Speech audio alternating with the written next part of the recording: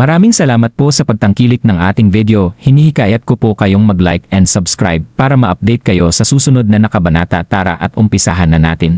Nagdusa ang nakahigang si Debra, nanginginig sa lamig, at mga lumalabas na pawis. Dari na nahuli mob ay ang Elder Jupiter. Tuyo ang labi ni Debra, pero nagawa pa rin itong magtanong gamit ang mahinang boses. Mukhang naubos ang lakas nito nang magtanong. Bumuntong hininga si Daryl. Hindi ko siya nasabayan, napakabilis niya. Inilagay ni Daryl sa lamesa ang jade pendant. Nabitawan ng Elder Jupiter ang jade pendant at nagawa ko itong kunin. Naku po. Nagawa nitong kunin ang jade pendant pero nakatakas ang taong hinahabol niya. Desperada na si Debra. Naramdaman nitong naubos na ang kanyang internal na enerhiya. Isa pa, nagpapalit-palit na ang pakiramdam ng katawan nito sa init at lamig.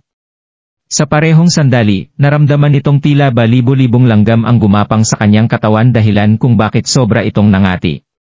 Pero lumaban ito para hindi dumaing hanggang sa bumalik si Daryl at makita ito sa malamig at malakas niyang personalidad.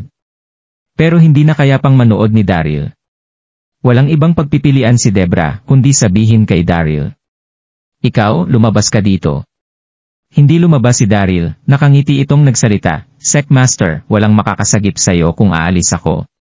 Sandaling huminto si Daryl at muling nagsalita, kakaibang lason ang 3 poison pill.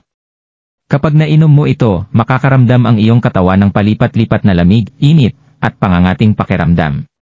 Tapos ay mauubos ang lahat ng internal na enerhiya mo, at hindi ka na kailanman makakapag-cultivate kung hindi ka iinom ng pangontra sa tamang oras. Swerte ka, at kaya kong pinuhin ang pangontra. Ano? Kaya ba talaga niyang pinuhin ang pangontra? Nagulat si Debra sa narinig, blangko ang mga mata nitong nakatingin kay Daryl. Bahagya nitong naisip na nagyayabang lang si Daryl. Pero napagtanto nito na naipaliwanag maigi ni Daryl ang kanyang mga sintomas. Nanghihinang kinagat ni Debra ang kanyang mga labi, at bumulong, So kailangan mo akong tulungan agad, pinuhin mo na ang pangontra. Tumayo si Daryl sa kanyang harapan, at nakangiti nitong pinanood ang naghihirap na anyo ni Debra. Seckmaster, hindi ako nagmula sa Artemis Sec kaya walang rason para sumunod sa inyong MG Autos. Isa pa, kinain mo ang iyong mga salita, at tumangging hugasan ang mga paa ko. Bakit kita tutulungan para pinuhin ang pangontra? Sabihin mo, anong gusto mo? Hindi mapakaling sigaw ni Debra. Siguradong kukunin ni Daryl ang bawat pagkakataon para isahan si Debra. Ngumiti si Daryl at tumingin kay Debra. Papaya ako kung seryoso kang magmamakaawa sa akin. Haha! Hindi ba nasabi nitong siya ang mataas at mapag-isang Seckmaster ng Artemis? Sinuway pa ako nito sa pagiging sobrang bata at walang kabuluhan. Tapos ngayon ano? Gusto niya akong magpino ng pangontra. Napakamakasarili mo. Kinagat ni Debra ang kanyang labi, habang nahihirapang labanan ang lamig, init, at pangangating mga pakiramdam. Paano magmamakaawa ang marangal na Artemis Seckmaster para sa isang pabor? Hindi nag-abala si Daryl at komportable siyang umupo sa upuan, habang nag-aantay ng desisyon nito. Makalipas ang ilang minuto. Mas malakas na ang pag-atake ng lason dito, at sa wakas ay hindi na niya kaya pang tiisin ang mga pakiramdam. Lumingon ito kay Daryl at nagsalita, Daryl, pwede mo akong tulungan magpino ng pangontra. Ang magic word ay, please. Nakangiting sabi ni Daryl habang kalmadong umiinom ng tsaa. Ikaw, napakasakit na ng pakiramdam ni Debra. Kaya nitong tiisin ang init at lamig, pero hindi ang pangangati ng buong katawan. Daryl, please. Please, pinuhin mo ang pangontra para sa akin. Sa wakas ay inalis ni Debra ang kanyang pride at tumingin kay Daryl. Pero ang nasa kabilang dulo na si Daryl ay walang kahit kaunting intensyon para tumayo at simulan ang pagpino sa pangontra. Masaya itong sumipsip sa tsaa at nagsalita, hindi pwede, hindi pa masyadong taos puso. Daryl, ikaw hindi na kaya pang magpigil ni Debra. Gusto nitong sampalin si Daryl hanggang sa mamatay ito, pero wala siyang lakas. Wala na itong pake sa kanyang pride. Nagmamakaawa ako sa'yo, nagmamakaawa ako, please, tulungan mo akong pinuhin ang pangontra. Haha! Tumawa ang puso ni Daryl. Napakabilis? Akala ko makakatagal ka pa. Malaki ang ngiti ni Daryl. Nagmakaawa si Debra. Daryl, nagmamakaawa ako sa'yo. Tutuparin ko ang pangako ko, tutuparin ko ang paghugas sa mga paa mo kapag nainom ko na ang pangontra. Bibigyan rin kita ng tsaa at tubig, sisiguraduhin kong paglingkuran ka ng maayos. Dali na, nagmamakaawa ako. Sa kabilang banda, sa kontinente ng New World. Hindi na mabilang ni Justin Quinn ang dami ng nainom niyang alak. Sobrang lasing nito at nahihilong naglakad sa kalye, habang iniisip si Lily Langdon, at naisip nitong bumalik sa inn kinagabihan. Nakita nito ang nakaupong si Mateo na mag-isa nang narating nito ang kwarto, mukha itong kalmado at komportable. Nang makita nito ang pumasok na si Justin, agad siyang ngumiti at nagsalita, bumalik na ang mabuti kong alagad. Nagmasid sa paligid si Justin, ngunit hindi nito nakita si Lily. Nagpanik ito at nagtanong, Master, nasaan si Lily? Kahit na hindi nito alam kung paano haharapin si Lily, ay nag-alala ito nang mapansing wala ang babae. Kaunting ngumiti si Mateo. Ibinigay mo na siya sa akin, kaya bakit ka pa nag-aalala sa kanya? Baka lumabas siya nung mabilis akong nawala. Sa tingin ko ay hinahanap niya pa rin ang asawa niya, haha. Tinitigan ito ni Mateo. Lagi ong tinutupad ang mga salita ko. Naipapakita nito ang lakas ng kagustuhan mo, dahil ayos lang sa'yo na ibigay sa akin ang mahal mong Diyosa. Isa kang nahuhulmang talent. Tuturuan kita ng ilang pamamaraan ng cultivation. Manood kang maigi. Thump. Sobrang saya ang naramdaman ni Justin. Lumuhod ito sa sahig na parabang agad nitong nakalimutan ang tungkol kay Lily.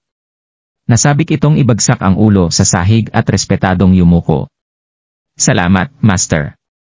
Salamat. Sa kabilang banda, sa maliit na nayon sa kontinente ng New World. Ang maliit na Wang Village ay mayroong sirang templo sa entrada ng nayon. Nakaupo si Donoghu sa sirang templo at maingat na pinag-aaralan ang 7 dami ng Supreme Mystery Scripture. Abala sa pagluluto si Yumi sa clay pot na nasa harapan nito at mayroon siyang tila ba napahiya na ekspresyon sa mukha. Ilang araw na ang nakalipas nang dumating ang dalawa sa kontinente ng New World matapos ang mahabang paglalakbay. Nang makarating sila ay ilang beses nagtangkang tumakas ni Yumi, ngunit lagi itong nahuhuli ni Donoghu. Sa tuwing nahuhuli ito, pinapahiya at sinasaktan ito ni Donoghu. Hayop! Anong sikreto nitong Supreme Mystery Scripture? Nagkuyom ng mga kamao si Donoghu dahil sa matinding galit. Nitong mga nakalipas na araw ay inaaral nito ang 7 volumes, pero hindi ito nagtagumpay na hanapin ang mga sikreto. Nasabi rito na kung sino ma ang makakapagkolekta ng 7 volumes at magkakaroon ng kakayahang mag-utos sa mundo. Pero hindi nito nakita ang mga sikreto kahit na nasa mga kamay nito ang 7 volumes. Hayop! Ordinaryong scriptures lang ang mga to. Nabigo si Donoghu, lumingon ito kay Yumi at malakas na nagtanong, tinatanong kita, alam mo ba ang sikreto ng mga scripture na ito? Nakuha niya ang 7 scripture mula rito, kaya baka may alam itong kaunting ideya. Hay! Nataranta si Yumi ay maingat na lumapit para bumulong, hindi ko alam. Nakuha ko ang 7 volumes sa ibang tao, at hindi ko pa nababasa ang mga yan. Tumingin sa malayo si Yumi nang matapos itong magsalita, habang tinatakpan ang natatarantang ekspresyon nito. Siyempre ay alam niya ang mga sikreto ng Supreme Mystery Scripture. 3 magkakapatid, kabilang na si Daryl, ay aksidenteng natapunan ng tsaa ang scriptures na nakapagpalabas ng mapa rito. Malinaw na nakikita ni Yumi ang mapa matapos itong patuyuin ni Nancy. Paano nito sasabihin ang sikreto kay Donoghu? Umaasa pa itong magkikita silang muli ni Florian at sasabihin niya ang sikreto rito. Hindi mo alam. Napakunot si Donoghu nang makita ang medyo mabulabog na ekspresyon ni Yumi. Oo, paniguradong alam ng babaeng ito ang sikreto ng scriptures. Slap! Sinampal ito ni Donoghu. Umiyak ng malakas si Yumi at biglang natumba sa sahig. Hayop ka, niloloko mo ba ako? Malamig ang tingin sa mga mata ni Donoghu. Bilisan mo at ipaliwanag mo sa akin. Kundi ay papatayin kita. Paulit-ulit niya itong pinagsasampal ng malakas. Sa puso ni Donoghu ay hipag ni Daryl si Yumi, kaya naman ayos lang sa kanyang maliitin at ipahiya ito. Slap! Slap! Slap! Umalingaw-ngaw ang maluluntong na sampal nito, at nakaramdam si Yumi ng matinding pang-insulto. Hindi na nito kayang magtiis, takot itong nagsalita, sasabihin ko sa'yo. Tuluyang bumagsak si Yumi matapo ang ilang araw. Alam nitong mabubugbog ang katawan kapag hindi niya binunyag ang sikreto ng scriptures. Huminto at suminghal si Donoghu, so, sabihin mo. Namilipit sa sakit si Yumi at bumulong, hetong 7 volumes ay kailangan ibabad sa tubig para makita ang mga sikreto. Haha! So ayun pala yun. Nagulat si Donoghu bago ito tumingin sa kalagitan at masayang tumawa. Nanlumo ang mukha nito matapos makita ang nanginginig na si Yumi, nanermo nito, hayop, anong ginagawa mo rito? Kunan mo ako ng tubig. Kukunin ko na po ngayon, mabilis na gumilid si Yumi para kumuha ng tubig. Lumabas ang isang mapa sa 7 scriptures volumes nang dumikit ang tubig dito. Sobrang saya ni Donoghu, hindi na ito makapag-antay pa para tingnan ang mapa. Nagulat ito nang makita ang lugar na nakamarka sa mapa ay ang New World Continent. Haha! Maganda ang pagtrato sa akin ng Diyos. Hinablot nito si Yumi at mabilis na naglakad palabas ng sirang templo. Bilis! Sumama ka sa akin at hanapin natin ang kayamanan. Haha! Walang ibang magawa si Yumi kundi ang sumunod sa mga inuutos sa kanya. Sinamahan nito si Donoghu at sinundad ang mapa upang hanapin ang nakamarkang lokasyon. Matapos ang ilang sandal, nakarating na ang dalawa sa destinasyon.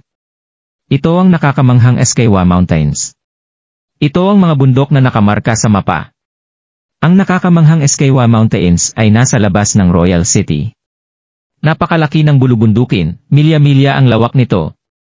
Ang mga bundok na nakadikit sa ulap ay pinarangalan bilang Sacred Mountain ng New World Emperor. Ngunit ang nakapagpa-depressed kay Donoghu ay ang kailangan nitong paulit-ulit na libutin ang bulubundukin, ngunit wala itong nakitang kayamanan. Napansin nila ang malagong taniman sa kalagitnaan ng Escawa Mountains. Mukha itong sinaunang bundok at walang makikitang tao rito. Paano magkakaroon ng kayamanan sa isang napakatagong lugar? Gayunpaman, malakas na naniwala si Donoghu na ang mapang nasa 7 scriptures ay hindi basta-basta iginuhit. Nanatili sina Donoghu at Yumi ng ilang ayaw dahil sa masipag na paghahanap ni Donoghu na sinisigurong walang malalampasan sulok sa paghahanap ng kayamanan. Liebre at pheasants ang kinakain nito sa tuwing nagugutom. Nang isang araw ay hindi ito kumain buong araw dahil sa masugid na paghahanap sa itaas at ibaba ng bundok. Kahapunan ay pagod at gutom na ito kaya humanap ito ng makakain. Nakakita ito ng liebre at hinabol niya ito. Ang mabilis na liebre ay agad na nakapagtago sa isang butas. Ipinasok ni Donoghu ang kanyang braso sa butas para hulihin ito. Ngunit laking gulat niya nang tila pa sinipsip ang kanyang braso. Malinaw na naramdaman nito ang spiritual na enerhiya galing sa butas. Kakaiba nga naman, hindi ba? Paano magkakaroon ng kakaibang aura ang isang rabbit hole? Agad na nag-squat ito at nagsimulang maghukay ng butas. Takot mabugbog muli si Yumi kaya naman hindi na ito nagtangkang tumakas, ngunit kumapit ito nang mapansin ang kanyang ginagawa. Gusto nitong makita ang malakas na paghuhukay ni Donoghu kaya nagpa siya itong lumapit. Nakita nitong palaki ng palaki ang rabbit hole. Sa isang kisap mata ay nagkalahating metro ang lapad ng entrada ng butas. Parehong nagulat ang dalawa. Hindi ito rabbit hole, malinaw na isa itong malaking kuweba. Inilabas ni Donoghu ang kanyang cellphone at ginamit ang natitirang baterya para buksan ang flashlight. Inilapit nito ang phone sa butas at tiningnan kung ano ang nasa loob nito. Nakita nito ang patong-patong na bato sa entrada ng kuweba na nagdala sa kanila sa kailaliman. Haha! Nakita ko na! Nakita ko na! Sa wakas! Paniguradong ito ang daanan patungong kayamanan. Haha! Labis ang pagkasabik nito at hinila pa nito si Yumi. Bilisan mo, sumama ka sa akin sa loob ng kuweba. Haha! Malapit ko ng pagharian ang mundo. Haha! Kinagat ni Yumi ang kanyang labi at tuluyan ng sumama sa lalaki. Oh! Nang makapasok sila, mabilis na huminga ng malalim si Donoghu. Walang katapusan ang daanan na nasa kanyang harapan, wala itong ideya kung ilang hakbang pa ang kailangan niyang gawin. Palaki ng palaki ang espasyo sa paligid habang pababa ito. Ang loob ng nakakamanghang Escawa Mountain ay walang kalaman-laman, mukhang inubos na ang mga gamit na nooy nasa loob nito. Paniguradong mas malaki ang kuweba kaysa sa Donghai City. Hindi, mga 10 beses ang laki nito kaysa sa Donghai City. Sobrang sabik si Donoghu nang bumaba ito sa hagdan na bato.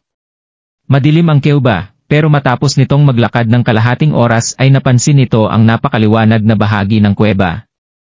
Maliban doon, lumakas din ang espiritual na aura sa paligid niya habang mas lumalayo ito sa entrada. Para bang spiritual aura pool ang kuwebang ito. Matapos niyang maglakad ng 2 oras, namangha ito nang mapagtantong tumaas ang kanyang internal na enerhiya sa kanyang energy field. Buzz!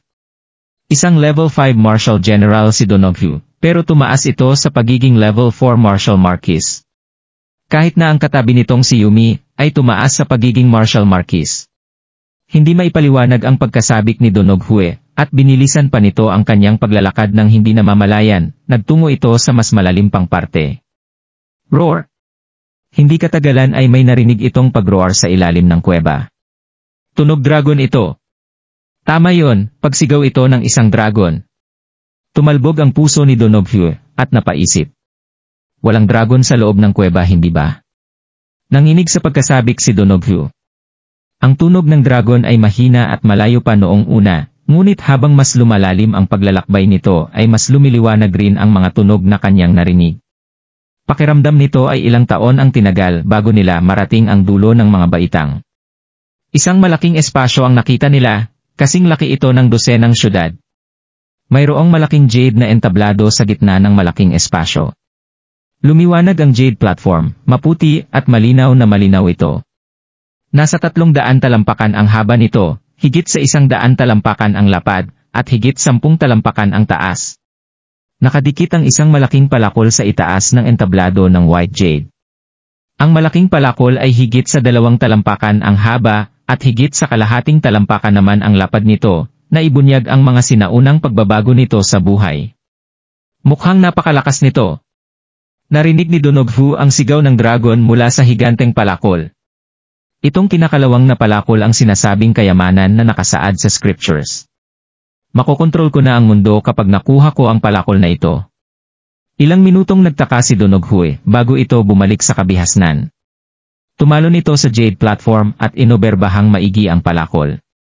Balot sa kalawang ang higantang palakol, malinaw na hindi ito mukhang divine weapon. Ngunit naramdaman nito ang nakakatakot na lakas ng palakol. Go! Hindi mapakali si Donoghu at lumunok. Bago pa ito mag-isip ay inabot ng pareho nitong kamay ang palakol at kukunin and asanan niya ito palabas ng entablado. Nasorpresa si Donoghu nang magamit niya ang buong internal na enerhiya na mayroon siya pero hindi pa rin ito magawang buhatin ang palakol. Para itong isang bundok, nakadikit ito. Kahit na paulit-ulit niya itong subukang kunin, namawis lamang siya. Hindi pa rin gumagalaw ang palakol. Hayop naman. Nasa harapan na niya ang divine weapon pero hindi niya pa rin ito makuha-kuha. Hayop talaga. Sumigaw si Donoghu nang sipain nito ang jade platform.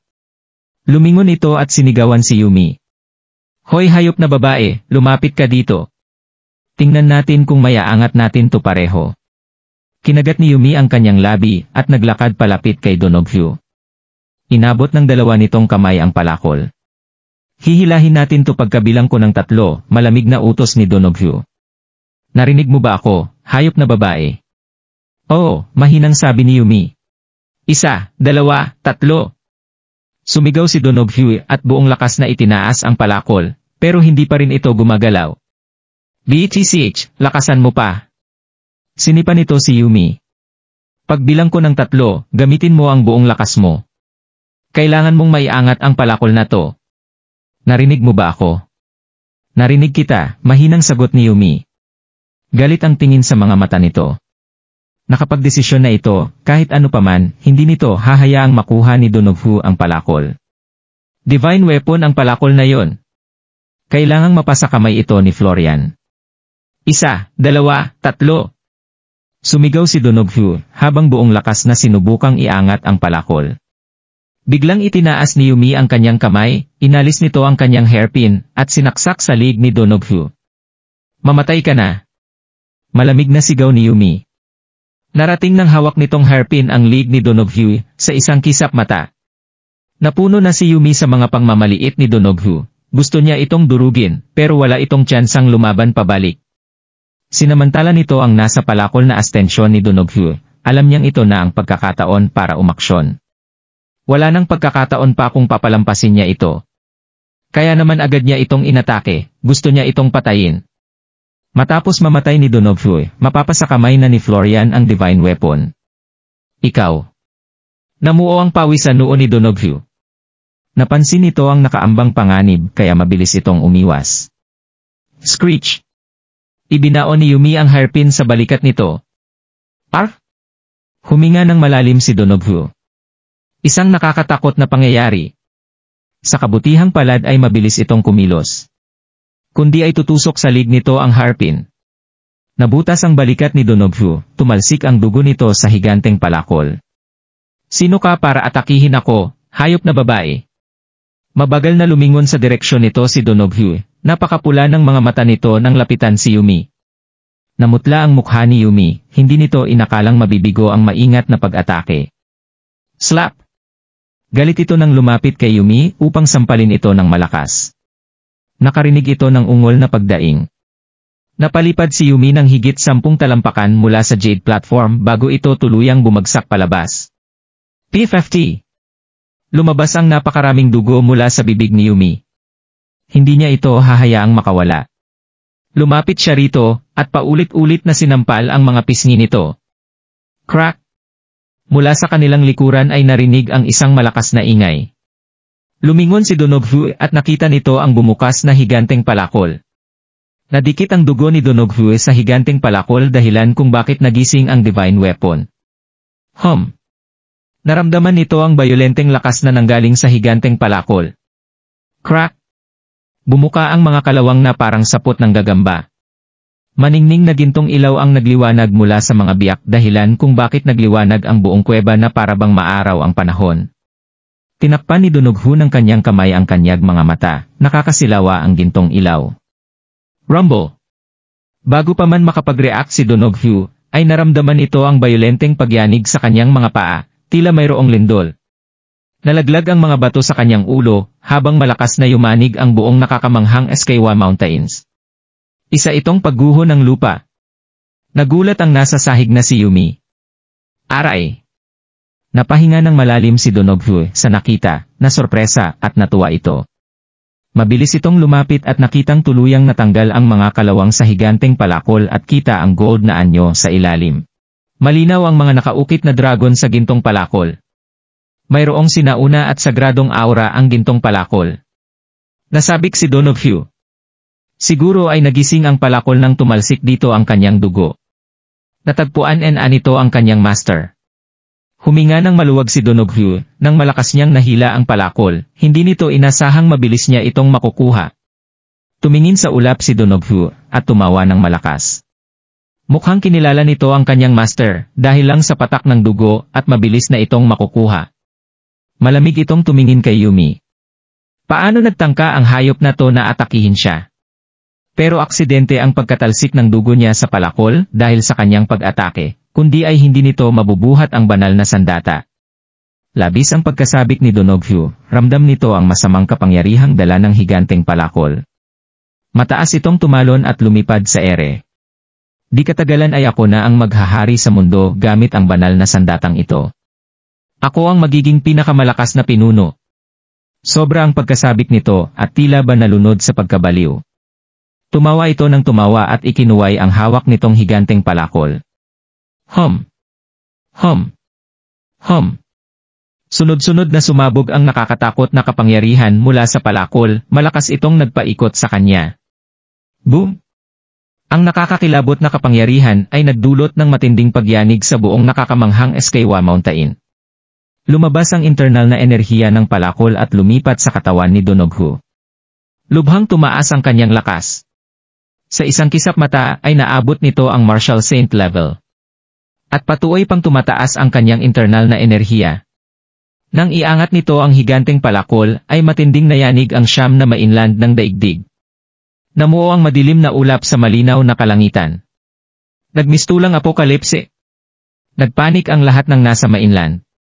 Tumingala ang mga miyembro ng sekta habang nakatingin sa makulimlim na kalangitan. Nakaramdam sila ng takot sa bibihirang makitang tanawing iyon. Samantala, sa Artemis Sex General Altar sa Great East Continent, nagpipino si Daryl ng pangontra para ibigay kay Debra habang nasa kwarto ito. Patuloy na tumaas ang lakas ni Daryl, naging mas mabuti ang kanyang alchemy technique. Boom! Mayroong galit na aura ang pill. Ngumiti si Daryl at binuksan ang porselanang garapon na nasa kanyang harapan. Mayroong itong lamang pill na puno ng spiritual na aura. Ito ang pangontra laban sa 3 poisons pill. Kumalat sa buong kwarto ang amoy nito. Ang nakahiga sa malambot na kamang si Debra ay labis na namangha. Blanko itong tumitig kay Daryl, hindi siya makapaniwala at bahagyang nanginig ang kanyang masilan na katawan. Oh! Totoong alam niyang magpino ng pangontra. At napakabilis niya itong nagawa. Bilisan mo at ibigay mo na sa akin ang pangontra. Nagmamakaawa ako sa iyo Daryl, nawala ang yabang ni Debra at nanghihina ito habang nagmamakaawa. Malamig, mainig at nangangati ito, mas grabe pa ito kaysa sa kamatayan. Kahit na mayabang ito ay hindi na nito matiis pa ang paghihirap na dinadanas. Ngumiti si Daryl at tumingin dito. Sekmaster, napakadaling gawin ng pangontrang ginawa ko para sa iyo. Hindi ito nangangailangan ng bibihirang materyales, at hindi rin ito matagal gawin, pero hindi ko ito mabilis na ibibigay sayo. Nairita si Debra, at nagpadyak ito ng mga paa. Mahinahon itong nagmakaawa. Daryl, pakiusap, ibigay mo na sakin ang pangontra.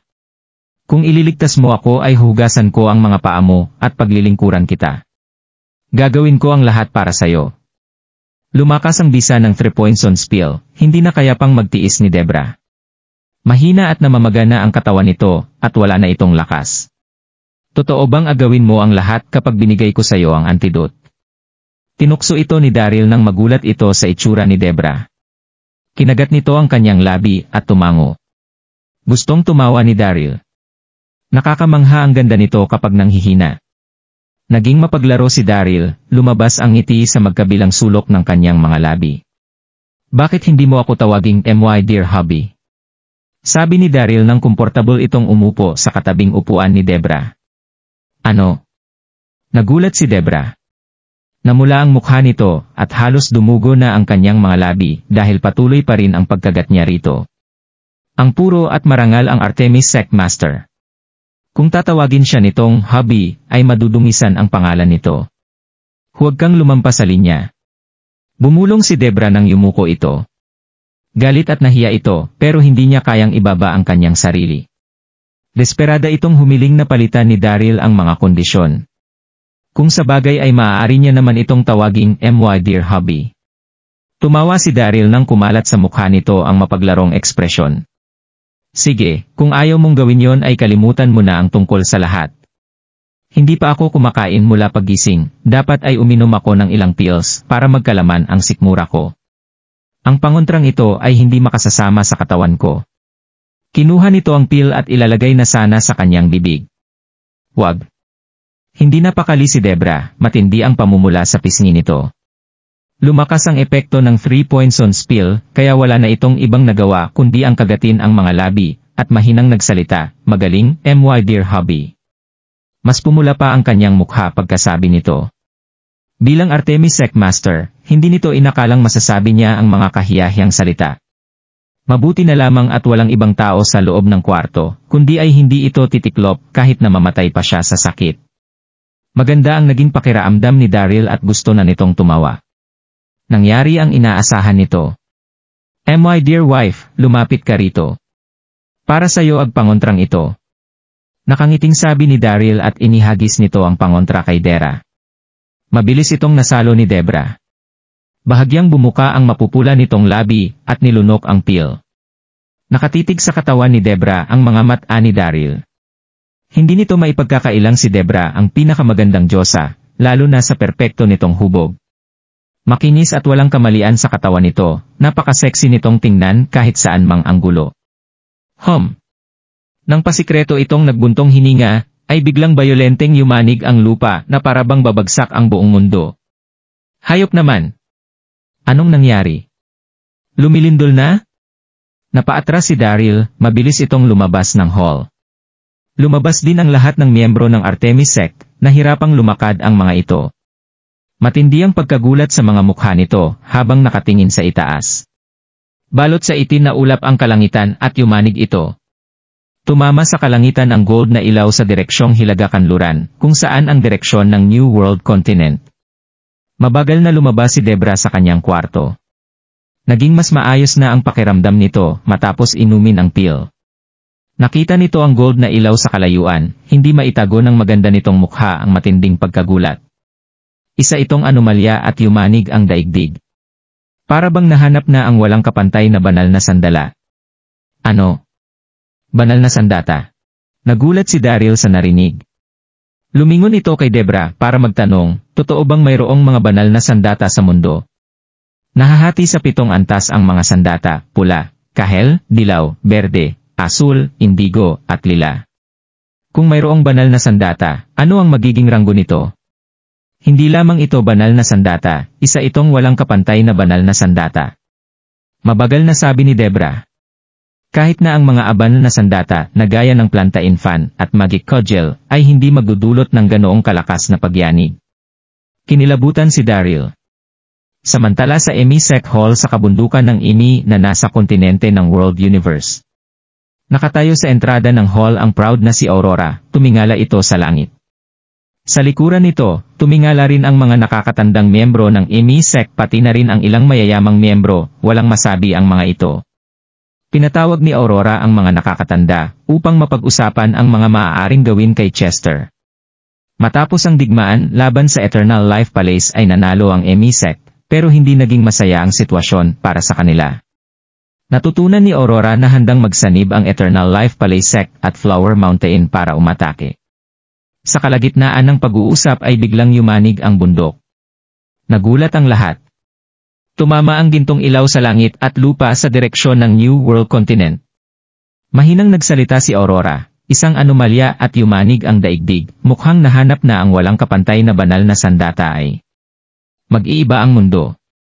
Sa likuran ni Aurora ay nagtinginan ang mga nakakatandang miyembro, nagbuntong hininga ang mga ito. Anong klaseng banal na sandata ang magdudulot ng astronomical phenomena? Sa kabundukan ng Mingwang sa New World Continent. Ang Mount Mingwang ay nasa timog silangan ng New World Continent. Kakaiba ang bulubunduking ito. Walang mga halaman at balot sa mga pulang bato ang buong bundok. Sa kalayuan, mukha itong bolang apoy. Mayroong kamanghamanghang palasyo sa tuktok ng bundok. Ito ang altar ng Incandescent Sect. Libo-libong taon na ang tanda ng Incandescent Sect. Hindi mabilang ang mga cultivators mula sa Incandescent Sect sa kasaysayan ng New World Continent. Maaaring sabihin na isa ito sa mga pinakamatandang sekta sa New World Continent, napakalakas ng kapangyarihan nito. Mayroon din itong mga makapangyarihang sect masters. Ang pinakabago nitong sect master ay isang babaeng nagngangalang Laura Hanson. Ika-negatibo 33 na master ito ng Incandescent Sect. Kapatid din ito ni Mateo. Mayroong mahiwagang kakayahan ang sekta, tinatawag itong Immeasurable Universe Power. Mayroon itong kauuang 10 antas.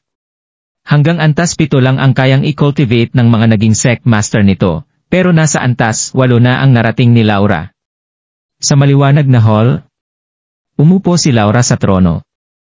May edad lamang itong 30 taong gulang, matatag ang katawan nito, mukha siyang mapag-isa at elegante. Mayroon din itong malakas na aura, sagrado at hindi ito dapat labagin. 2 kalalakihan ang nakatayo sa harapan nito, nakasuot ng pulang robes na may nakaukit na simbolo ng apoy. Sila ang walang kapantay na Heaven and Earth duo. Nakatayo malapit sa trono ng Sect Master ang Deputy Sect Master, Unrivaled Heaven and Earth duo, at 9 Sovereign Kings. Mayroong mataas na katayuan ang Unrivaled Heaven and Earth duo sa Incandescent Sect, pangalawa ang mga ito sa Deputy Sect Master. Nagigay opinyon si Laura. Bakit patuloy ang pagyanig ng daigdig? Kakalabas lamang nito galing sa seklusyon, kaya wala itong ideya sa kung anong nangyayari. Sumagot ang Unrivaled Heaven. Sect Master, mukhang nagmula sa nakamamanghang SKY Mountain. Mabilis na nagdagdag ang Unrivaled Earth. Sect Master, sa tingin ko ay nakita na ang Divine Weapon. Natutunan ko na ang pagkita ng banal na sandata ay nagkalat sa 9 mainlands barriers. Halos naglaho ito. Orihinal na napaghiwalay ng walang nakakalutang na Sea of Death ang New World at World Universe. Nagpatuloy ang Unrevolved Earth. Ang Mysterious Canyon ay orihinal na pinaghiwalay ang New World at Great East. Mayroong nakalalason na mga haring at swamps ang kanyon, pero nawala rin ang mga ito. Ibig sabihin ay malaya nang makakagalaw ng walang pagsubok ang mga tao mula sa 9 mainlands. Ano? Nagulat si Laura. Anong klaseng banal na sandata iyon? Bakit napakalakas? Ang pagpapakita ng banal na sandata ay nagdulot ng matinding pagyanig ng 9 mainlands. Mayroon manor sa hilagan ng Incandescent Sect General Altar sa New World na may layong 800 milya. Parte ng Incandescent Altar ang manor. Nasa cultivation sa secret room ng manor si Justin, nakadi-4 ito habang nakaupo. Naroon din si Mateo, umupo ito sa tabi ng kanyang tauhan habang komportableng sumipsip ng tsaa. Tahimik ang secret chamber pero hindi nakatuon ang tensyon ni Justin. Hindi ito makapag-concentrate ng maayos sa kanyang cultivation. Puno ng imahe ni Lily ang kanyang pag-iisip. Namanhid sa sakit ang puso nito, lalo na nang naisip nito kung paano susuko sa kanyang master. Ito ang paborito niyang Diyosa. Naramdaman ni Mateo na parang may mali kay Justin, kaya naman tumayo ito. Kumunot ang kanyang noo at saka ito nagsalita. Huwag kang magpabasta-basta sa cultivation mo. Nakikita kong wala ang pag-iisip mo rito. Bakit? Umupo si Mateo, mukhang na-enjoy nito ang kanyang tsaa. Pero nanatili itong nakatingin kay Justin. Nagkamot ng ulo si Justin pero hindi ito nagtangkang tumingala. Nagtanong ito sa mahinang boses. Master, sa tingin mo ay saan pumunta si Lily? Hindi na nito inantay ang sagot ni Mateo, nagsalita si Justin. Napakatigas ng ulo niya. Baka gusto na niyang magpakamatay matapos mapahiya. Naaawa ako sa kanya. Tumawa at suminghal si Mateo. Sino nagsabi sa iyong sinaktan ko siya? Ano? Nanginig ang katawan ni Justin, wala itong masabi. Bangko itong tumitig kay Mateo. Ilang segundo lang ang nakalipas nang magtanong ito. Master, bakit hindi niyo siya ginalaw noong nasain kayo? Laking gulat ni Justin, masaya siya, at nautal din. Nagsalita si Mateo. Hindi ko siya ginalaw. Nagpatuloy sa pag-inom ng tsaa ang kalmadong si Mateo. Medyo proud ito sa walang pakialam niyang ekspresyon. Gulat na gulat si Justin. Master, bakit niyo ako inutusan para ibigay siya sa inyo? Kumawala ang tawa kay Mateo habang nakatingin ito kay Justin. Nagsalita ito. Binuli ka ng isang grupo sa inn. Handa kang lumuhod at gumapang sa kanilang pundya. Ilang tao ang gagawa noon? Namangha ako sayo, gusto kitang bigyan ng pagsubok. Upang maging malakas na lalaki, ay hindi ka dapat nag-aalala at handang isantabi ang lahat ng mahal mo. Nakaya mo itong gawin ng oras na yon, pero ngayon, dahil sinukuan mo na si Lily ay dapat nang tumigil ka na sa pag-iisip sa kanya. Naalog ang puso ni Justin. Naramdaman nitong nanginig ang kanyang utak at sa parehong sandal ay napakasaya ng pakiramdam nito. Pagtapos ay naramdaman niyang may mali at nagtanong ito. Master, nasa labas ako ng pinto nang ibigay ko siya sayo, narinig ko ang lahat. Report. Bago pa man makapagdagdag si Justin ay mabilis na lumapit sa kanila ang isang alagad ng Incandescent Sect. Deputy Sect Master, isang babae ang nakapasok sa isang sanga ng Incandescent Sect. Nahuli namin siya. Nahuli nila ang babae. Nakakunot ang noo ni Mateo nang kausapin si Justin. Tara, tingnan natin kung ano ang nangyayari. Naging mabigat ang relasyon sa pagitan ng Incandescent Sect at ibang mga sekta. Kung isa itong espiya mula sa ibang sekta ay kailangang tanungin ito ng napakadami. Tumayo si Mateo at naglakad palabas ng secret chamber, agad itong sinundan ni Justin. Nang makarating sila sa front hall, ay nakita ni Justin ang babaeng pumasok sa branched altar, nakatali ang mga kamay nito at mukha itong madungis. Nagulat si Justin nang makita niya ang mukha nito. Kasing kinis ng jade at snow ang kaliwang hati ng mukha nito, napakaganda at charming nito. Pero sa kabilang hati naman ay kasing itim ito ng tinta. Mukha itong balat. Hindi ba ito si Lily? Hindi ka tao, Justin. Kinamumuhian kita. Ay!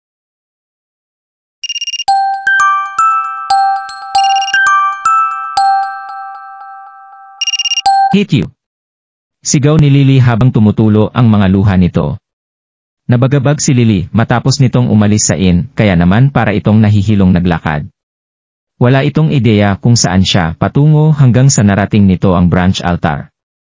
Tapos ay naaresto ito bilang isang espiya na pumasok sa nasabing lugar. Hindi nito inakalang makikita niya roon sina Justin at Mateo. Lily! Anong nangyari sa mukha mo? Nasorpresa at masaya si Justin nang makita niya ito. Lumapit siya rito para tanggalin ang tali. Lumayo ka! Huwag mo akong hawakan! Iyak ni Lily, umatras ito. Ayaw nitong lapitan siya ni Justin. Galit itong tumitig kay Mateo. Pareho kayong mga animal. Masusunog kayo sa impyerno. Labis ang gulat ni Justin, tiningnan nito si Mateo. Master. Sabi ni Master ay hindi niya ito ginalaw, hindi nga ba? Pero bakit ganito ang reaksyon ni Lily? Anong nangyari sa mukha nito? Iritableng huminga si Mateo. Tiningnan nito si Lily at malamig na nagsalita. Paulit-ulit mong sinasabing ginalaw kita, anong ebidensya mo?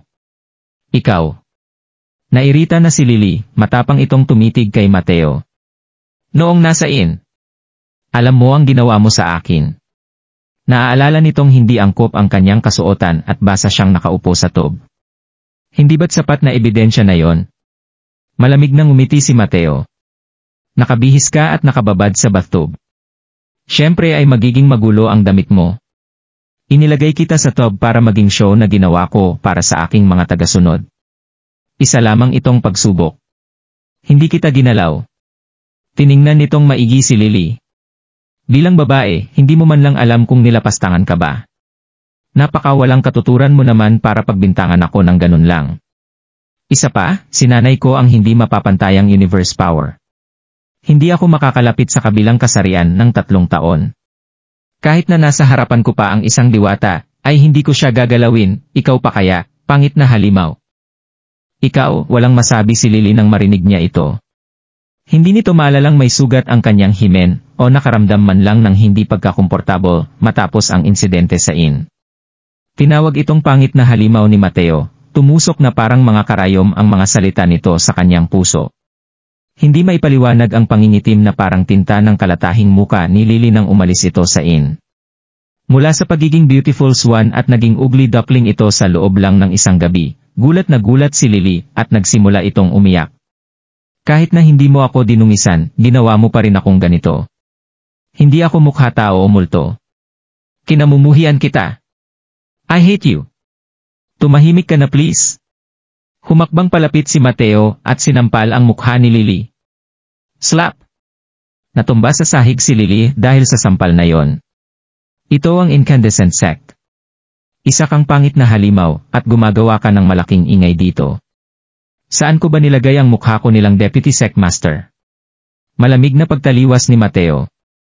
Master, nagmamakaawa ako sa inyong wag siyang saktan. Lumuhod si Justin sa harapan ni Lily, gusto niya itong protektahan. Master, noong nasa labas ako ng pinto, hindi ba't boses ni Lily ang narinig ko? Nagkiskis ang mga ngipin ni Justin matapos niyang magtanong. Nagdurugo ang kanyang puso sa tuwing naaalala ang boses na iyon. Nang gabing iyon. Boses ni Lily? Umupo sa upuan si Mateo. Sumipsip ito ng tsaa at nagsalita. Ang walang kapantay na universe power na aking sinasanay na i-cultivate ay mayroong kakaibang teknik. Kahit na walang kapantay sa mundo ang teknike na ito, mayroon pa rin itong mga hindi magandang katangian. Kapag nagsanay sa teknike na ito, maiipon ko ang mga lason sa aking katawan. Bawat buwan ay kailangang mailabas ang mga lasong ito. Kung hindi ito mailalabas ay kakalat ito sa aking katawan at mapapatay ako. Inilapag nito ang hawak na tasa at nagpatuloy sa pagsasalita. Kaya buwan-buwan ay nanghuhuli ako ng isang tao para ipasa ang mga lason sa kanyang katawan. Masakit ang proseso ng pag-alis ng lason, kaya maipapaliwanag nito ang mga ingay na narinig mo noong nasa pintuan ka ng gabing iyon. Nakangiting tumayo si Mateo. Ang pangit niyang mukha ay ang lasong inalis ko at inilipat sa kanyang katawan. Nakakapsok ang lasong ito sa meridians, hindi ito nagagamot kahit na ng isang maalamat na henyong doktor. Lumapit ito kay Lily. Lumapit ito sa kanyang tainga para bumulong. Lahat ng mga babaeng ginamit ko pasahan ng mga lason ay nagpakamatay dahil naisip ng mga itong napakapangit nila. Ganito na ang magiging hitsura mo habang buhay, pangit na halimaw. Napaiyak si Lily, naging luha ang kanyang galit. Kahit na purong birhen pa siya ay anong magagawa nito kung hindi man lang niya nagagawang tumingin sa salamin upang makita ang sarili. Walang hiya kang hayop ka. Kinamumuhian kita. Hindi mapigilan ang pagninig ng katawan nito habang minumura si Mateo. Nagulat si Justin nang malaman ang katotohanan. Hindi na ito makaupo pa ng maayos nang mapagtantong mananatiling maitim ang mukha ni Lily habang buhay. Nagtanong ito. Master, bakit hindi na lang kayo gumamit ng ibang babae? Bakit si Lily pa? Malamig nang umiti si Mateo. Ako si Mateo at gagawin ko ang lahat ng aking naisin. Bakit? Bakit mo kinukwestiyon ang iyong master? Nangilabot ang puso ni Justin sa ilalim ng matapang na pagtitig ni Mateo, yumuko ito. Malamig ang tingin sa mga mata ni Mateo. Alam kong pagsisisihan mo rin ito matapos mong ibigay sa akin ang pinakamamahal mong babae. Kahinaan mo ang babaeng ito kaya gusto kong sirain siya. Ngayong napakapangit na niyang tingnan ay hindi ka na mag-aalala pang muli tungkol sa kanya. Hindi mo na dapat pag-aksayahan pa ng oras ang pangit na halimaw na ito. Kalumtan mo ang babaeng ito, kailangan mong tandaan na wala kang kahinaan at hindi ka mapapantayan, naiintindihan mo ba? Ang bawat alagad ko ay hindi maaaring magkaroon ng kahit anong kahinaan. Kinamumuhian ko kayo. Kinamumuhian ko kayong dalawa. Nabasa ang damit niya ng kanyang mga luha. Kahit na hindi ito nagalaw, paano siya magpapakita sa kanyang asawa?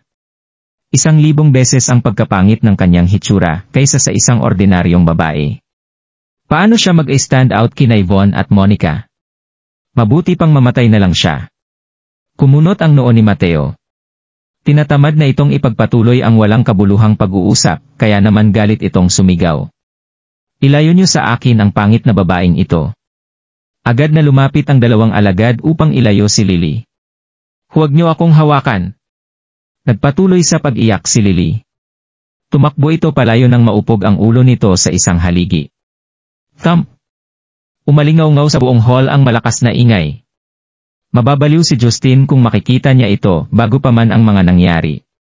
Pero hindi na pareho ang nararamdaman nitong pagmamahal para kay Lily nang makita ang nag-iba nitong anyo. Walang naramdamang kahit ano si Justin nang makita niyang bumagsak sa pool ng dugo si Lily. Sa New World Royal City. Yumanig ang Nine Mainlands nang magpakita ang Divine Power. Ang palasyo ang pinaka-nagdusa sa naging epekto ng pagyanig. Nang yumanig ang bundok, maraming gusali ng Royal City ang bumagsak, takot na takot ang lahat. Kahit na malaki ang binaba ng pagyanig ay nanatili pa rin ang takot sa mga tao. Sa loob ng Palace Hall. Tuwid na umupo sa trono ang New World Emperor, bagsak ang muka nito. Ang mga civil at military officials na nakatayo sa ilalim ng kanyang trono ay nakasuot ng hindi mabasang ekspresyon. Nagulat ang lahat sa matinding pagyanig, hindi pa sila nakaka-recover dito. Report. Isang eunuch na lalaki ang nagmamadaling naglakad sa hall. May marespetong tono at kaunting takot itong nagsalita. Kamahalan, ang walang kapantay na Skyway Mountain sa hilaga ng Royal City, ang bundok ay gumuho. Ano? Gumuho ang walang kapantay na Skyway Mountain. Mabilis na napuno ng usapan ang hall. Nandilim ang mukha ng New World Emperor habang hindi mapigilan ang mabilis na pagtibok ng puso nito. Pumasok rin sa hall ang isa pang tao, hindi ito mapakali. Ito ang New World Country Secretary. Kamahalan, hindi po maganda ang nangyari. Huminga ng malalim ang Country Secretary habang naglalakad sa hall. Nalaman ko na nawala ang mga harang na naghihiwalay sa Nine Mainlands. Matapos niya itong sabihin ay napakurap ang mata ng Country Secretary. Kamahalan, kung hindi ako nagkakamali, ay mayroong hindi mapapantayang banak na sandata sa Incredible Skyway Mountains. Ang banal na sandata ang nagdulot ng pagyanig. Banal na sandata. Nagtinginan ang mga opisyal ng civil military, hindi nila matago ang kanilang pagkagulat. Nasabik ang New World Emperor kaya naman agad itong tumayo at sumigaw. Kailangan akong mabilis na madala sa gubat ng Royal Armies. Gusto kong makita ang nangyayari. Yes. Ilang minuto ang lumipas nang mabilis na dinala ng higit sa 10,000 Royal Armies ang World Emperor sa Incredible Escawa Mountain. Sunod-sunod na nagmartsa ang mga sundalo, pinamunuan ito ng isang babae. Siya ang Blood Horse. Ito ay si Sloan. Naroon din ang mga prinsesa at prinsip ng New World Emperor. Sa mga prinsesa at prinsipeng neroon ay si Yvette ang pinakamaganda. Nakasuot ito ng dilaw na princess dress. Kahit na nakasuot ito ng mahabang bestida, ay hindi nito na itago ang magandang hubog ng katawan nito. Katabi nito ay may isang payat na posturing nakasuot ng purple dress. Sexy at charming ito. Ito ay si Yvonne. Isinailam sa house arrest si Yvonne ng New World Emperor. Pinlano nitong sulitin ang ganda ng babae matapos niyang humarap sa mga tao nitong umaga. Maya-maya pa ay nakita ni Yvette si Yvonne, inaya niya itong sumama sa kanya. Kilala niya si Yvonne at nilibre niya pa ito bago ang pagkikita nila rito. Napahaba ni Yvette ang buhay nito gamit ang medical school, at alam rin niya ang kakaibang relasyon nito kay Daryl. Paano niya hahayaan ang kanyang ama na tumabi sa mahal ni Daryl? Lumapag si Yvette sa illusional formation sa sinaunang puntod ng Jihaoyun. Naalala nitong kailangan niyang lumuhod sa harap ni Daryl at tawagin itong ama. Hindi malilimutan ni Yvette ang masakit na pangyayaring iyon. Kung tatabi ang kanyang ama sa mahal ni Daryl, ibig sabihin nito ay mapapantayan ni Daryl ang seniority ng kanyang ama. Lubhang makapangyarihan ang New World Emperor, pero nagalangan itong tumanggi kay Yvette dahil ito ang kanyang paboritong anak. Mula noon ay nanatili roon si Yvonne ng halos kalahating buwan. Mayroon bakas ng pangungulila sa gitna ng mga kilay ni Yvonne, hindi ito mapakali tungkol kay Monica. Nailigtas ni Yvette si Yvonne, pero nasa Guangping Palace pa rin si Monica. Nagpaisip si Yvonne kung ano ang pakikitungo ng buntis na cult master's wife. Lagi itong nagagambala sa tuwing maaalala si Monica. Naihatid ng Royal Armies ang New World Emperor sa Incredible Escawa Mountain. Kahit na nakikita nila ang bundok ng hindi masyadong lumalapit, gulat na gulat pa rin ang daan-daang civil at military officials pati na rin ang Royal Armies. Tuluyan ng gumuho ang Incredible Escawa Mountain, mayroong lamang kaunting natitira. Isang anyo na may 2 talampakang higanteng palakol ang nakalutang sa hangin sa langit. Ito si Donoghu. Hawak ng nasa ere si Donoghu, ang isang malaking palakol, nagliwanag ito na parang araw. Nagulat ang New World Emperor nang makita ang senaryo. Napakagandang palakol naman yan. Ito ba ang bagong hanap na grand weapon? Ang ibang tao, ang mga naninirahan sa Royal City, ang prinsipe, ang prinsesa, at ang mga ministro, ay nagulat rin. Hindi sila makapaniwala sa nasaksihan. Alam mo ba kung anong klaseng palakot yan, country secretary? Tanong ng New World Emperor, namangha ito. Huminga ng malalim ang country secretary. Gulat at emosyonal ito nang magsalita. Mukha iyan ang SKY Breaking Eve, kamahalan. Ano? Ang SKY Breaking Axe. Agad na natuon ang mata ng lahat sa country secretary, nagulat ang mga ito. Nagulat rin ang New World Emperor, nagtanong ito. At ano naman ang SKY Breaking Axe? Nagbuntong hininga ang country secretary, mukha itong gulat at emosyonal nang bumulong. Ito ay mitolohiya noong unang panahon. Noong magkadikit pa ang langit at lupa ay mayroon lamang kaguluhan. Ang sinaunang Diyos na si Pangu at pinaghiwalay ang langit at daigdig sa isang hiwalang gamit ang kanyang higanteng palakol. Huminga ito ng malalim bago magpatuloy. Matapos ang paghiwalay nito sa langit at lupa ay iniwan niya ang higanteng palakol sa ating mundo, pero walang makahanap nito kahit saan. Hindi ko inakalang magpapakita ito ngayong araw sa Incredible Escawa Mountain. Wow! Nagulat ang lahat nang marinig ang kwento. Ito ang palakol na ginamit sa paghiwalay ng langit at lupa. Yumuko ang country secretary sa New World Emperor at emosyonal na nagsalita. Kamahalan, ngayong nagpakita na ang SKY Breaking Axe, mawawala ang mga haring na nagpapahiwalay sa 9 na parte ng mundo. Kapag nangyari ito at nasa iyo ang SKY Breaking Axe ay maaari mong masakop ang mundo. Wow! Nagulat ang New World Emperor sa narinig. Tumitig ito kay Donoghu, na nasa gitna pa rin ng hangin at lumulutang. Tinuro nito ang lalaki at nag-utos. Hulihin niyo ang lalaking iyan at dalhin sa akin ang SKY Breaking Axe. Swish! Swish! Swish! Nang mag-utos ito ay libo-libong royal armies nito ang tumalon sa langin at sumugod kay Donoghu. Ang royal armies ay mga elite na grupo ng sundalo ng New World. Hindi bababa sa level 5 Master General ang level ng mga ito, halos lahat sa kanila ay level 1 Martial Marquis. Nakakatakot ang sandaling ito nang sinakop ng libo-libong royal armies ang buong kalangitan. Mahigpit na hinawakan ni Donoghu ang Eskewa Breaking Axe, mukha itong kampante at walang kinatatakutan. Hindi nito sinayang ang kanyang oras na magsalita nang malakas nitong inindayog ang palakol.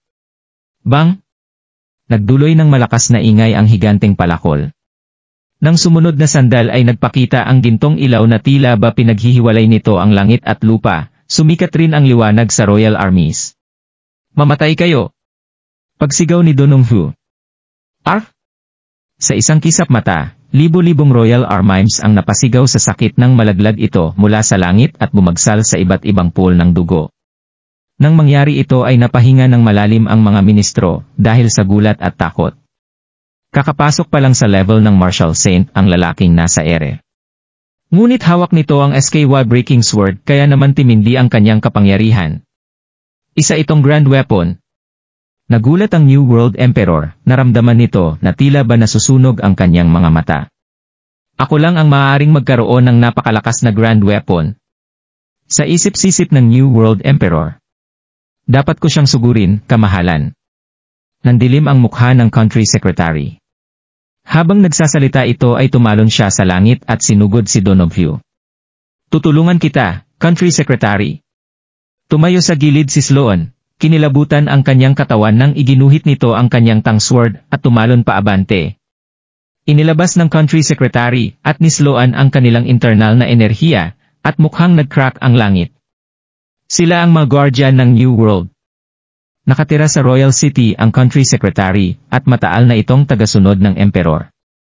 Ito ang pinakamakapangyarihang mandirigma sa palasyo. Si Sloan, sa kabilang banda, ay isang sikat na war goddess. Sabay nilang itinaas ang mga kamay upang makabuo ng nakakatakot na enerhiyang nagpatigas sa hangin bago pa ito maging higanteng bola ng apoy at umatak kay Donoghu.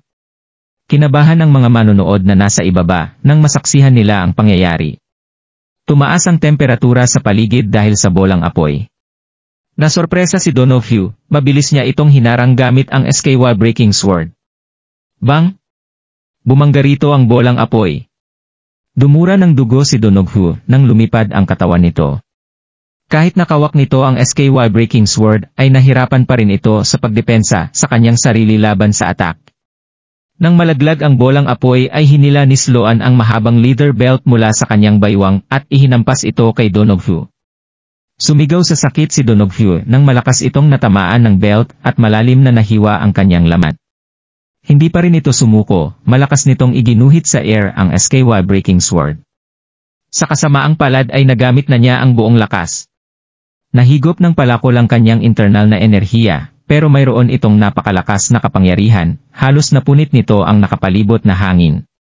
Kinailangan pang saglit na magtago ni Sloan para maiwasan ito. Kinuha ni Donoghu ang oportunidad para umikot at tumakas. Sa isang kisap mata ay naglaho ito sa pangingin ng lahat. Bang! Nandilim ang mga mata ng New World Emperor nang hampasin nito ang karwahe ng kabayo nang mapagtanto nitong nakatakas si Donoghu. Hulihin niyo ang lalaking iyon! Sigaw ng New World Emperor. Galit na galit ito at mariing ikinuyom ang mga kamao. Paano siya nakatakas? Hananapin kita saan ka man magpunta. Opo, kamahalan. Lahat ng ministro ay agad na sumigaw, nagulat ang lahat malalakas nilang pagsigaw. Ama, mayroong tao sa sirang lupain. Tumayo ang pangalawang prinsip at tinuro ang Incredible SKY Mountain. Napatingin ang lahat sa sirang lupain ng Incredible SKY Mountain. Nakita nila ang pagod at payat na katawan na gumagapang mula sa gilid ng sirang lupain. Mayroong magandang mukha ang taong iyon, pero mukhang itong pagod na pagod. Ito si Yumi. Nagkunot ng kilay ang New World Emperor. Kasama siguro siya ng lalaking iyon, hulihin niyo siya. Pumalibot dito ang Royal Armies. Ilang sandal lang po, kamahalan. Sabi ng nanginginig na boses. Emosyonal na naglakad si Florian. Nakasuot ng armor si Florian, mukhang napakatalino nito. Pinarangalan ito ng ministro ng posisyon bilang isang level 3 minister. Gulat na gulat si Florian. Hindi nito inakalang makikita ang asawa roon. Mahal ko. Mabilis itong nilapitan ni Florian at niyakap, nakapasaya nitong makita si Yumi. Mahal ko, ikaw nga talaga iyan. Mahigpit itong niyakap ni Florian. Paano ka nakarating dito? Baka labis kang nahirapan sa pagpunta mo rito. Sumakit ang dibdib ni Florian nang makita ang sira-sirang damit ni Yumi. Kahit na nasorpresa rin si Yumi, hindi nito inakalang makikita niya rito ang makulit nitong asawa. Binalot siya ng kalungkutan nang iniangat niya ang ulo upang makita si Florian. Umiyak ito. Wala kang kwentang hayop ka. Bakit ngayon ka lang nagpakita? Sinuntok nito si Florian habang sumisigaw. Wala pa ring ideya si Florian na tinorture ni Donoghu ang kanyang asawa sa kanilang buong paglalakbay. Mukha kang pagod mahal ko, pero mas lalo kang naging kaaya-aya at mas gumanda para sa akin. Mahigpit na niyakap ito ni Florian habang matamis ang mga sinasabi nito. Lumingon ito at nagsalita. Mahal kong asawa, halika at yumuko sa kamahalan. Naglakad ang dalawa palapit sa New World Emperor habang nag-uusap. Samantala, sa Great East's Artemis Sect. Nang humupa ang paglindol ay nagsimulang maghiwa-hiwalay ang mga miyembro ng Artemis Sect. Dapat nang umalis ng asawa mo, Sectmaster Gable. Nakangiting sabi ni Daryl. Oras na para umalis para sa New World, hindi na ito dapat pang patagalin. Namula ang mukha ni Debra, gusto lamang lumandi ni Daryl. Nag-aalala si Debra nang magpadyak ito ng paa. Tumingin ito sa paligid at gumaan ang loob nang makitang walang ibang tao roon. Nagsalita ito. Saan ka pupunta? Nilinis mo ang lasong nasa katawan ko, pero hindi pa kita napasasalamatan. Paano mo ako mababayaran? Sa pamamagitan ng paghugas ng mga paa ng asawa mo. Nakangiting tanong nito. Hinaan mo naman ang boses mo. Mabilis na binuksan ni Debra ang pinto, at hinila papasok dito si Daryl. Takot ito na baka may makarinig ng mga walang kabuluhang salita ni Daryl. Nang isara nito ang pinto ay tumingin ito kay Daryl at mahinang nagsalita. Salamat, Daryl. Hindi mo kailangang magpasalamat sa akin. Tumawa si Daryl at nagsalita. Naalala ko ang sinabi ng kausap ko noon na kung makakagawa ako ng elixir para tanggalin ang lason sa kanyang katawan, ay hugasan niya ang aking mga paa, paglilingkuran ako, at... Tigil! Nag-alala si Debra. Nataranta ito at inilapat ang dalawang daliri sa mga labi ni Daryl. Tapos ay namula ito at mabilis na binawo ang kamay, malakas ang pagtibok ng kanyang puso. Siya ang Artemis Sectmaster, hindi pa ito kailanman nakahawak sa isang lalaki. Mabilis ang pagtibok ng puso nito nang hawakan niya ang mga labi ni Daryl. Perpekto ang lalaking nasa kanyang harapan kahit na napakalandi nito. Kaya nitong magsulat ng mga tula at gumawa ng mga elixir. Mayroon ba itong hindi kayang gawin? Kailangan ko na talagang umalis ngayon. Ayaw na itong asarin pa ni Daryl, tumalikod ito para umalis. Saan ka pupunta? Hindi alam ni Debra kung bakit niya hinila ang braso ni Daryl. Lumingon si Daryl at hinarap ito. Nagbuntong hininga ito at nagsalita. Sa napakalayong lugar. Napakalayo, kinagat ni Debra ang kanyang mga labi. Hindi nito alam kung bakit ganoon ang kanyang reaksyon, pero nagtanong ito. Makikita pa ba kita ulit? Nahiya ito nang tanungin niya ito, gusto na lamang nitong gumapang sa isang butas para maitago ang naaramdamang hiya. Hindi maintindihan ni Debra kung bakit niya nagagawang magsalita ng mga kahiyahiyang bagay. Ang alam lang nito ay gusto niya pang makilala ang lalaking nasa kanyang harapan. Ayaw pa niyang umalis ito. Siya ang master ng Artemis Sect at ginagalang ng lahat. Si Daryl lang ang nagtangkang asarin siya. Nahuli ng mga salita nito ang kanyang puso. Naisip nitong hindi na siya kailanman magmamahal ng ibang lalaki. Alam nitong nahulog na ang kanyang loob kay Daryl. Pero hindi ito makapaniwalang mai-in love siya sa isang malanding lalaki. Magkikita pa ba ulit tayo, Daryl? Umaasa ang mga mata ni Debra nang magtanong. Siguro, nag-iwas ng tingin si Daryl at mabagal ang nagsalita. Tingin ko ay hindi na tayo magkikita pang muli. Hindi na ito kailanman babalik sa Great East. Kaya paano sila magkikitang muli? Nagbuntong hininga si Daryl nang itulak nito ang pinto, at tuluyan nang umalis. Kung nagustuhan mo ang mga ganitong video, huwag mong kalimutan mag-like and subscribe. Panoorin mo na rin ang mga naunang kabanata para lalong maubos ang oras mo.